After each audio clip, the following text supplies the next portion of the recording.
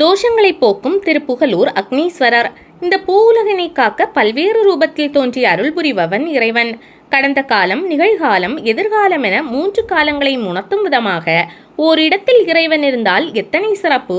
அப்படி ஒரு அற்புத தலம்தான் நாகப்பட்டினம் மாவட்டம் திருப்புகலூரில் உள்ள அக்னீஸ்வரர் ஆலயம். தல வரலாறு: சிவபக்தரான சுந்தரர் ஆண்டுதோறும் பங்குனி உத்திர திருநாளில் சிவபெருமானுக்கு பெரும் விழா எடுப்பது வழக்கம். ஒரு சமயம் சுந்தரருக்கு நிதி நெருக்கடி ஏற்பட்டது. என்ன செய்வது என தெரியாமல் பல ஆலயங்களுக்கு சென்று இறுதியில் திருப்புகலூருக்கு வந்து சேர்ந்தார். அங்கே ஆலயத்தில் திருப்பணி நடைபெற்று கொண்டிருந்தது.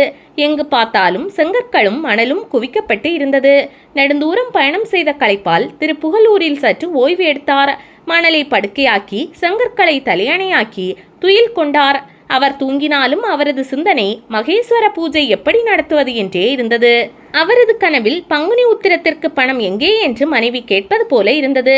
உடனே கண் விழித்து பார்த்தபோது அவரது தலையணைக்கு பயன்படுத்திய செங்கற்கள் தங்கக்கட்டிகளாக மாறியிருந்ததைக் கண்டு அதிர்ச்சியடைந்தார். பிறகு இது இறைவனின் லீலை என ஆனந்தமடைந்தார். இந்த சம்பவத்திற்கு பின் இத்தலம் வாஸ்து பரிகார தலமாகவும் விளங்க ஆரம்பித்தது. இன்றும் புதிதாக வீடு கட்டுபவர்கள் இத்தலத்திற்கு வந்து அக்னீஸ்வரர் சன்னதிக்கு நேரெதிரில் 3 செங்கற்களை வைத்து பூஜை செய்து இறைவனை வழிபட்டு எடுத்து செல்கின்றனர்.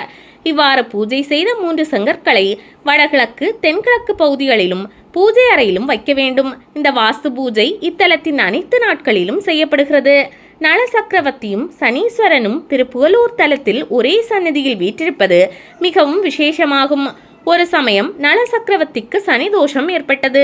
சனி தோஷத்திலிருந்து விடுபட திருநள்ளாறு செல்வதற்கு முன்பாக இத்தலத்தில் உள்ள சனீஸ்வரனை வழிபட்டார்.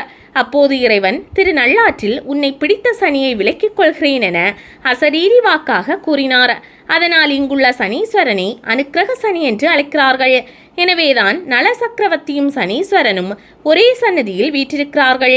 இத்தலத்திற்கு வந்தால் சனி வீடை போய்விடும் என்பது ஐதீகம். ஒரு சமயம் அக்னி தேவனுக்கும் வாயு தேவனுக்கும் இடையே சண்டை ஏற்பட்டது.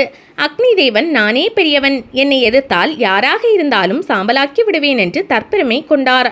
இதனை கேட்ட வாயுதேவன், அக்னியே, நீ எவ்வளவு சக்தி படைத்தவனாக இருந்தாலும் நீ என் மகன்தான். பஞ்சபூதங்களின் தோற்றத்தில் என்னிடமிருந்தே நீ தோன்றினாய். ஆதலால் நீ என் ஆற்றலுக்கு முன்னால் ஒளிவாயாக என சாபமிட்டார். தன் சாபம் நீங்க என்ன வழி என தன் குலகுருவாகிய வியாழனிடம் கேட்டார் அக்னி. சோழ நாட்டில் புன்னாகவனத்தில் ஒரு தலம் இருக்கிறது. அங்கு நாற்புறமும் அகழியை தோண்டி அங்கிருந்து சிவபூஜை செய்து வந்தால் எந்த சாபமும் உன்னை பற்றாது என அருளினார். அக்னி பகவானும் அவ்வாறே சிவபெருமானை வழிபட்டு வந்தார். இதனால் மனமிறங்கிய சிவபெருமான் அக்னி தேவனுக்கு காட்சி கொடுத்தார். அக்னி தேவன் சிவபெருமானின் திருவடிகளில் விழுந்து, பெருமானே, நான் எதை தீண்டினாலும் எதை உண்டாலும் என்னுடைய புனிதத்தன்மை கெடாமல் இருக்க வேண்டும். நான் தவம் செய்து உங்களை கண்டது போல மக்களும் வழிபட இத்தலத்திலேயே நீங்கள் இறைவனாக வீற்றிருக்க வேண்டும் என வேண்டினார். இறைவனும் அவ்வாறே இத்தலத்தில் எழுந்தருளினார். அக்னி தேவனுக்கு அருள் புரிந்ததால் அவர் அக்னீஸ்வரர் என்று அழைக்கப்பட்டார். அக்னி பகவான் அருந்தவம் புரிந்த காலத்தில் இத்தலம் புன்னை மரக்காடாக இருந்த காரணத்தால் புன்னாகவனம் என அழைக்கப்பட்டது. இந்த தலத்தின் தலவிருஷம் புன்னை மரம்.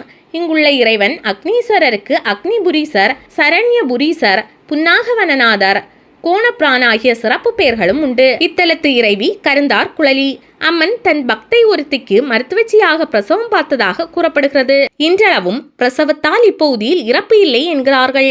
பிரார்த்தனைகள்: சாயரட்சி காலத்தில் அம்பாளுக்கு வெள்ளை புடவை சாத்தி வழிபட்டால் எளிதில் திருமண பாக்கியம் பெறுவதாக பக்தர்கள் நம்பிக்கை தெரிவிக்கின்றனர். இத்தலத்தில் நிகழ்காலநாதர் என்னும் வர்த்தமானீஸ்வரர், கடந்த காலநாதர் பூதீஸ்வரர், எதிர்காலநாதர் பவிஷ்யேஸ்வரர் ஆகியோரும் வீற்றிருக்கின்றனர். இவர்களை வழிபட்டால் முற்பிறவியில் ஏற்பட்ட பாவங்கள், தோஷங்கள், நிகழ்காலத்தில் கிடைக்க வேண்டிய நன்மைகள், வருங்காலத்தில் கிடைக்க வேண்டிய அனைத்து செல்வங்களையும் பெற்று நலமுடன் வாழலாம் என்கிறார்கள். திருவாதிரை திருநாளை காண திருவாரூருக்கு வருகை தந்த அப்பர் புகலூருக்கும் வந்தார். அப்போது இத்தலத்தில் தங்கி சில காலம் திருப்பணி மேற்கொண்டார்.